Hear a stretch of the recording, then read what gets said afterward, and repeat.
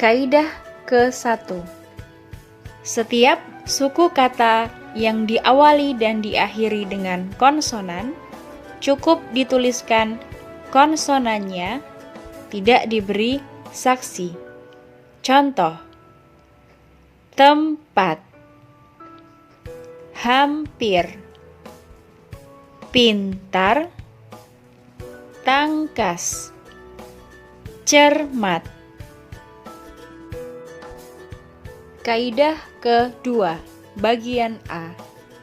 Suku kedua dari belakang hidup berbunyi A mendapat saksi alif. Tetapi suku pertama dari belakang hidup berbunyi A tidak mendapat saksi. Contoh: badan, kalam, raja, denda, laba. Kaidah kedua, bagian B. Suku kedua dari belakang hidup berbunyi E dan suku pertama dari belakang berbunyi A, maka suku ke-1 dari belakang mendapat alif saksi. Contoh: kera, reda, peta, jeda, lega. Kaidah ketiga. Bila suku pertama dan kedua terdiri dari vokal I, E, dan AI, maka huruf atau konsonan Arab itu diberi saksi ya. Contoh: kiri, mini, seri, nilai, lihai. Kaidah keempat. Bila suku pertama dan atau kedua hidup berbunyi O, U, dan AU, ditulis dengan waw saksi. Contoh: roda, lubang, pulau, kicau, surau. Kaidah kelima.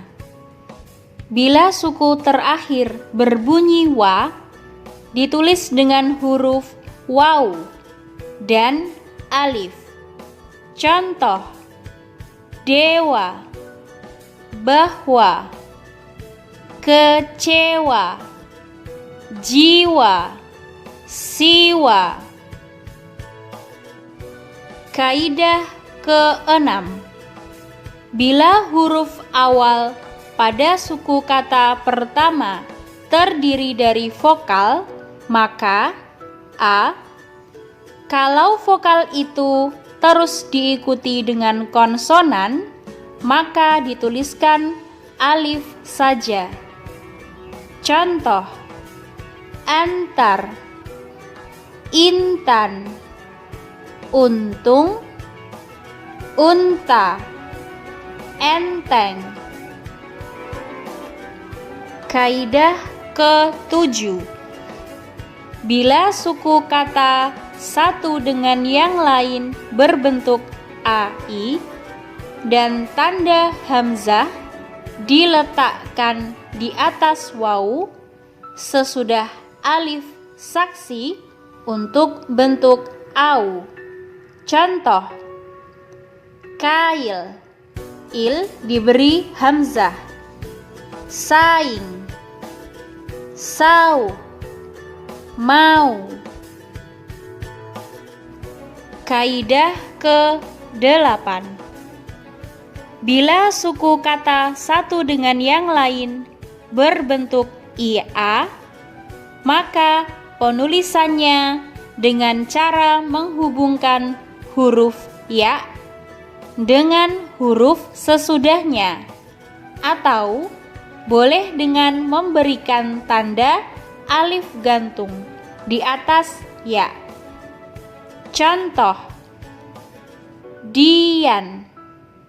Ada dua cara penulisan. Kian juga Ada dua cara penulisan.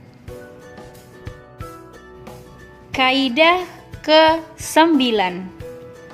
Bentuk UA harus dinyatakan dengan huruf alif sesudah huruf waw. Contoh: buat, tuan. Kaidah ke-10. Bentuk IU dinyatakan dengan memberikan huruf waw sesudah ya. Contoh: liur, beliung, nyiur. Kaidah ke-11. Bentuk UI dinyatakan dengan huruf waw dan ya. Contoh: kuil, buih, puing. Bentuk OI juga dapat memakai cara tersebut. Misal, Boeing. Kaidah ke-12. Awalan me, ber, per, pe, ter, di, se, ke, ku, dan kau tidak menimbulkan perubahan ejaan. Penulisannya dengan merangkaikan saja. Untuk awalan se, ke, dan ku, bila dirangkaikan dengan sesuatu kata yang diawali oleh vokal, penulisannya dengan cara menambahkan atau menggantikan alif dengan hamzah. Contoh: mengambil, berbunyi, perkasa, pedagang, terlepas, didera, seasam, seiring, ke ujung, ku ambil, kau ambil. Kaidah ke-13. Partikel lah, kah, tah, dan pun penulisannya tidak mengubah ejaan, tinggal merangkaikan. Contoh: bacalah, makankah, apatah, bunyi pun. Penulisannya pun tidak mengikuti kaidah ke-1, yaitu fa nun, melainkan dengan ditambahkan waw saksi, fa wawu nun. Penulisan partikel ini mengalami perkecualian. Kaidah ke-14 tentang bentuk klitik kan, ku, mu, dan ya. 1. Bila suku kata terakhir diawali dan diakhiri oleh konsonan, maka penulisannya tidak mengalami perubahan ejaan. Contoh: tanam, tanamkan, rambut, rambutmu. 2. Suku kata terakhir berbunyi ai dan au tidak mengalami perubahan ejaan. Contoh: tupai, tupaiku, kerbau, kerbaunya. Kaidah ke-15 perihal akhiran an dan i. 1. Kata yang huruf terakhirnya konsonan berubah ejaan. Contoh: tanam, tanami. Sayur, sayuran. Tanam, tanaman.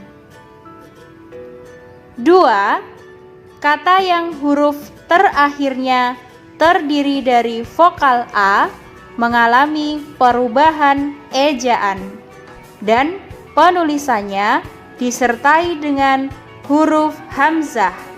Contoh: suka, kesukaan. Lupa, kelupaan. 3.